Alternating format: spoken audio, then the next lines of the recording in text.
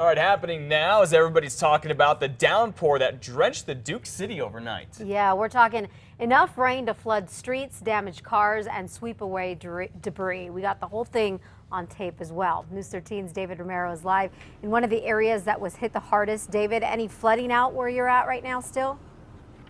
You know, Elizabeth, that where we are at here in the South Valley, it was one of the worst hit areas of town, and all the puddles are dry right now, but it's remnants of what it left behind. That means dirt in the road. It's still pretty visible. Now, we've seen a lot of cars kind of tear through here already this morning. A lot of them almost fishtail. That's not a good idea to be driving on loose dirt like that. And of course, that's remnants of what was left in the rain last night, and it was a different story just hours ago as to how it looked. Now, take a look at some of the video on your screen. This is what we shot last night near Coors, between Arenal and Blake. The rain started pouring about 9:30 last night and came down in full force, so much so that the streets became flooded.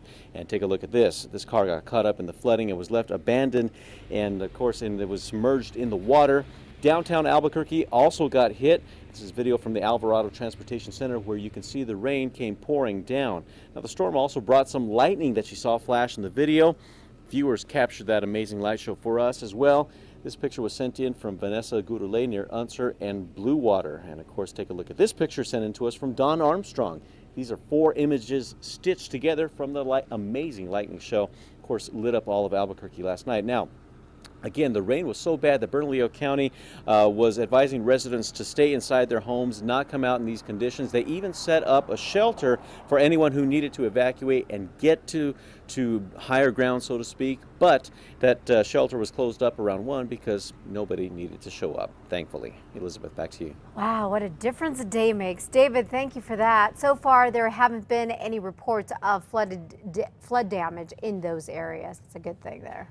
And Santa Fe also got hit with a massive storm last night. Take a look at this. Melissa sent us this videos from just east of I-25. You can see how strong that water is just rushing through the brush.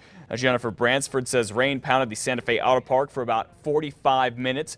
Workers at the Lafarge Library on Llano Street rushed to grab books and equipment on top of desks as floodwaters rushed in there as well. They say the carpet got the worst of it. Then the capital city also got some hail. You saw that. This is a video that's near the library. It's closer to Cerrillos and St. Michael's. And talk about getting saturated in part of the Duke City and then hail here. This is crazy. Big case of hit or miss because, you know, a lot of folks didn't get very much. The east side, Albuquerque, really hard to even get a drop out of that system that moved through yesterday, but a lot of us picking up a lot of rain, and because the storms are so slow moving, that meant flooding. We had reports of 2 flash floods, one up in Santa Fe and also one down on the south end of the metro area. So you have these storms that pop up over the mountains, and since they move so slowly, they're able to dump a lot of rain in one spot. And so we're getting anywhere from ½ an inch to an inch of rain in a very small amount of time. Some of you getting even more than that. And up in Santa Fe, of course, they had pea-sized hail to go along with it, flooded Santa Fe earlier,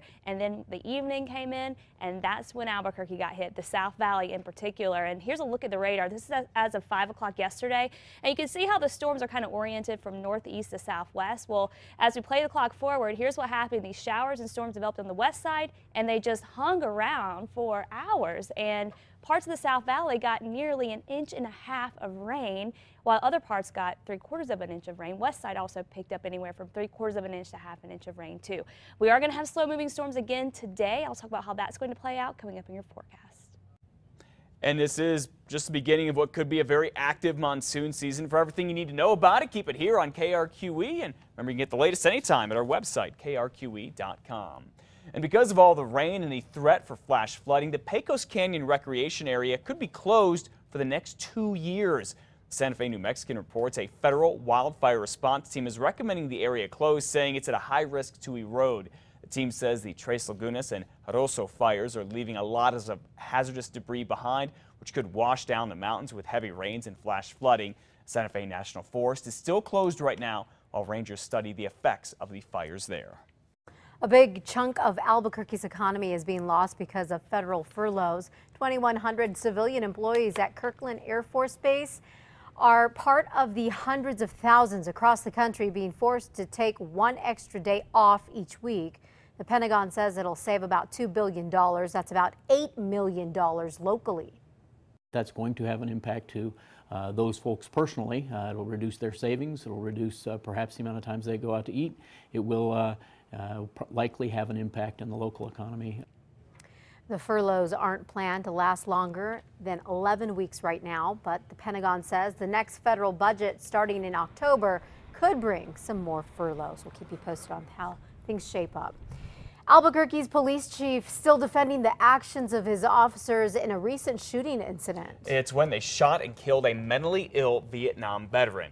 Police Chief Ray Schultz says officers Jeff Bloodworth and Catherine Wright fired a total of 9 shots, hitting and killing Vincent Wood Friday night. He was near the Hooters on San Mateo and McLeod, and police say he was threatening 2 teens. That's when this 911 call came in. There's a man at the bus stop with 2 big old butcher knives, and he's locked out of his mind, already knows not to come on this property. He is extremely dangerous. Less than 5 minutes later, Chief Schultz says Wood went after Officer Bloodworth with those knives, so the officers started shooting, hitting, and killing Wood. He was 66 years old and a Vietnam veteran with mental health issues. Police in Santa Fe are now on the hunt for a man seen on supermarket surveillance video saying they want to talk with him about a brutal beating. This man was found badly beaten in an alley near a Smith's in Santa Fe back in May. He told investigators he remembers meeting another man on a bus. They went to the Smith's to go buy booze, but then the man remembers nothing after that. Now take a look. This is video of the 2 men going into the store. If you recognize the other man, police would like to hear from you. The man who was beaten is now out of the hospital and is doing better. A follow-up now to a story we told you about last week. People who live in a faith-based community in Glorieta are being forced to make some tough decisions about their homes. There is a meeting tonight at 7 at the Glorieta Dining Hall in the Santa Fe room for these folks to learn more about what their choices are. The leases for about 60 families are almost up, and a group called Glorieta 2.0 is giving folks 3 options. Sign on for 12 more years, then leave. Take $40,000 cash and leave now, or donate the home to charity. The group wants to open up the area for more campers, but people who live there aren't thrilled about it. Well, happening now, here is another warning for parents and kids from New Mexico. The Poison Control Center here. Yeah, this is for another one of those food challenges, and this one particularly involves, get this, chugging soy sauce.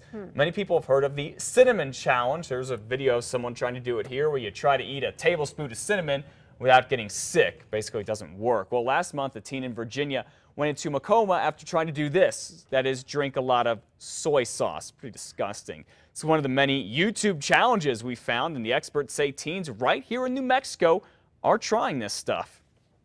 The specialist who answered the phone indicated that they had received a fair amount of calls about cinnamon ingestion.